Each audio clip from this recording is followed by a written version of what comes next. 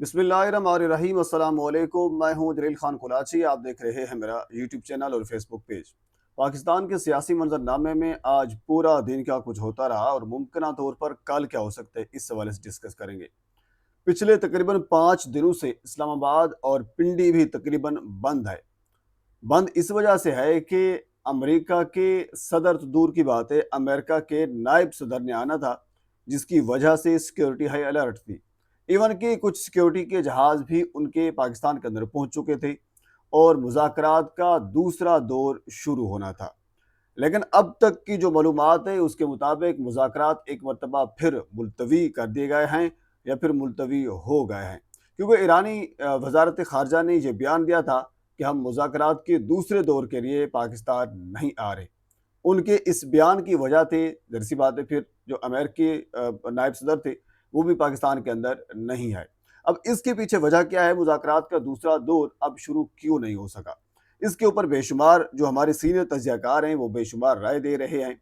इसके ऊपर ये कहा जा रहा है कि क्यों, एक चीज़ तो ये भी थी कि जब उनका जो जौहरी निज़ाम था, ये भी कहा गया ज़राए की जानिब से कि एक मुआहदे के अंदर एक चीज़ तय ये भी हुई थी। ईरान को ये कहा गया था कि आप अपना जौहरी निज़ाम जो है उसको 20 साल तक फ्रीज़ कर दें, लेकिन ईरान ने कहा था कि हम इसको 5 साल तक फ्रीज़ कर सकते हैं। एक चीज़।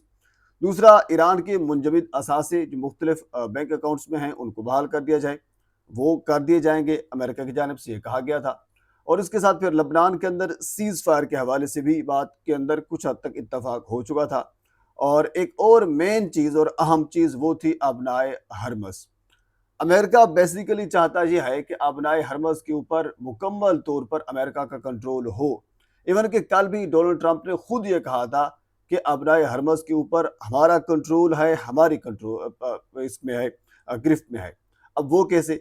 वो ऐसा है कि अमेरिका ने आगे नाकाबंदी की हुई है, यानी कोई जहाज भी ईरानी बंदरगाह की तरफ जा भी नहीं सकता और ईरानी बंदरगाह से कोई जहाज बाहर भी नहीं आ सकता, क्योंकि आगे से अमेरिका ने नाकाबंदी की हुई है। इवन के कल खुद ईरानी जहाज के ऊपर अमेरिका के जहाज़ों की जानिब से फायरिंग भी की गई थी और बाद में उसकी फुटेज भी जारी की गई थी, यानी बाकायदा उन्होंने सबूत जारी किए थे कि हमने ईरानी जहाज़ के ऊपर ये फायरिंग की है। अगर किसी और का जहाज़ जो एक हद रखी गई है उस हद से अबूर करेगा उस हद को, तो हम उसके ऊपर जो कार्रवाई है वो करेंगे। यानी अमेरिका इस वक्त ये समझता है कि उन्होंने जो नाकाबंदी की हुई है वो अपने हरमज़ के ऊपर उनका मुकम्मल कंट्रोल है। इवन कि आज भी जो स्पीकर ईरान के हैं उनके तर्जमान की जानब से ये बयान आया कि तब तक मुज़ाकरात नहीं हो सकते। इवन कि आज अक़वाम मुत्तहिदा के अंदर भी ये बात की गई, जब तक अमेरिका पहले जो अपनी नाकाबंदी है उसको ख़त्म करे और उसके बाद फिर जो मुज़ाकरात का दौर है वो शुरू होगा, यानी पहले नाकाबंदी ख़त्म की जाए और उसके बाद फिर मामला जो है वो आगे बढ़ेंगे, तब तक नहीं बढ़ सकते। पर जो जो हमें लग रहा है या दिन आगे जा रहे हैं, दिन करीब आ रहे हैं मुज़ाकरात के, लेकिन मुज़ाकरात थोड़ा सा आगे चले जाते हैं और जो सूरत हाल है वो इंतहाई संगीन और कशीदा होती हुई हमें नज़र आ रही है। पर आने वाले कुछ दिनों में हो सकता है इसमें कुछ बेहतरी आए, लेकिन पाकिस्तान भरपूर तरीके से इस अमन वाले मुआहदे में अपना किरदार अदा कर रहा है और मज़ीद भी करता रहेगा। इवन के अमेरिका अटैक भी करना चाह रहा था, जो ज़राए बता रहे हैं पाकिस्तान की भरपूर मुदाखलत से अमेरिका ने ईरान के अंदर अटैक नहीं किया और भरपूर कोशिश पाकिस्तान की है कि मुज़ाकरात हो पाएँ। बहरहाल हम देखते हैं कि आने वाले दिनों में क्या कुछ होता है। बहरहाल पाकिस्तान की जो वजूद सूरत हाल है उसके ऊपर आ जाते हैं। पाकिस्तान की एक खबर जो कल की सोशल मीडिया के ऊपर बड़ी वायरल है, वो ये है कि गुज़श्ता 2 बरसों में आईएमएफ ने पाकिस्तान के ऊपर तकरीबन कोई 75 शराइत आयद की हैं। 75 शराइत, और 75 शराइत के साथ फिर जो नई 11 शराइत हैं वो भी अब सामने आ चुकी हैं। उसके अंदर सुई गैस और बिजली की कीमतों में इजाफा जो है उसके अंदर कहा गया है। गो के वफाकी हुकूमत ने बिजली की कीमतों में इजाफा भी कर दिया है, गैस और बाकी चीज़ों में इजाफा भी कर दिया है। और इसके साथ आपको ये भी बता दें, अगर पाकिस्तानी कर्ज़ों की बात की जाए, क्योंकि जब आईएमएफ की बात हो रही है तो कर्ज़ों के अंदर भी जियो न्यूज़ की आज की ये रिपोर्ट है कि पाकिस्तानी कर्ज़ों में गुज़श्ता 2 बरसों में बेतहा इजाफा किया गया और उसमें तकरीबन ये कहा गया कि 21 अरब रुपए रोज़ाना की बुनियाद के ऊपर इजाफा हुआ। आप ये देखिए, ये सूरत हाल है पाकिस्तान की। और साथ अगर नौकरियों के हवाले से बात की जाए तो ये खबर भी आज सोशल मीडिया के ऊपर, एक्स के ऊपर बड़ी वायरल हो रही है جس کے اندر باقاعدہ پنجاب حکومت کی جانب سے یہ اعلان کیا گیا ہے کہ 1.5 لاکھ آسامیاں، جس میں اسکیل اے سے لے کر اسکیل 16 تک کے جو لوگ ہیں اس کے اندر شامل ہیں، 1.5 لاکھ آسامیاں ختم کر دی گئی ہیں۔ اب ظاہر سی بات ہے، آسامیاں کیوں ختم کی جاتی ہیں کہ حکومت کے پاس بجٹ نہیں ہے، اسی وجہ سے ختم کی جائی ہے۔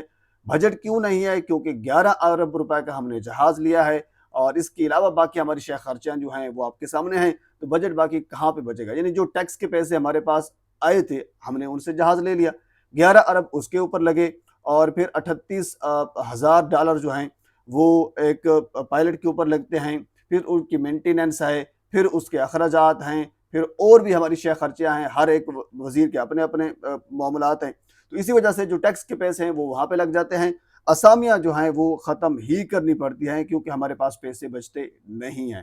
تو یہ ہے پاکستان کی جو موجودہ صورتحال ہے، اور اس کے علاوہ اگلی خبر یہ بھی وائرل ہو رہی ہے، اس کے اندر حکومت نے ایک اور فیصلہ کیا ہے، اور غریب کے اوپر، کسان کے اوپر، اب اندازہ کریں جو فیصلے ہو رہے ہیں، وہ فیصلہ یہ ہے کہ اب سولر سسٹم جو بھی بندہ اپنے گھر کے اوپر لگوائے گا وہ پہلے نیپرا سے ایک لائسنس لے گا، اور لائسنس لینے کے بعد پھر وہ سولر سسٹم جو ہے وہ لگوا سکے گا۔ یعنی اس سے پہلے جو گرین میٹر کے ساتھ ہوا وہ آپ کے سامنے ہے، اور اس کے ساتھ اب جو ایک لائسنس والا چکر جو ہے وہ یعنی ڈال رہے ہیں وہ آپ کے سامنے ہے۔ پر یہ صورتحال ہے، اور پاکستان کی موجودہ حکومت کی اور موجودہ جو لوگ ہیں ان کے ساتھ جو رویہ ہے حکومت کا وہ آپ کے سامنے اس قدر ہے۔ کسان کی صورتحال میں آپ کے ساتھ بے شمار ویڈیو کے اندر بتا چکا ہوں۔ کسان پچھلے 2 سے 3 سالوں کے اندر جو کچھ ان کے ساتھ جو استحصال کیا جا رہا ہے وہ قابل برداشت نہیں ہے۔ بہرحال یہ اب تک کی معلومات ہے، اس کے علاوہ اگر کوئی مزید چیز میرے تک پہنچتی ہے تو بر وقت آپ تک پہنچانے کی کوشش کروں گا۔ ایک مرتبہ آپ سے گزارش ہے میرے چینل کو سبسکرائب کر دیں تاکہ آنے والی ہر انفارمیٹیو ویڈیو آپ تک پہنچ سکے۔ اللہ حافظ۔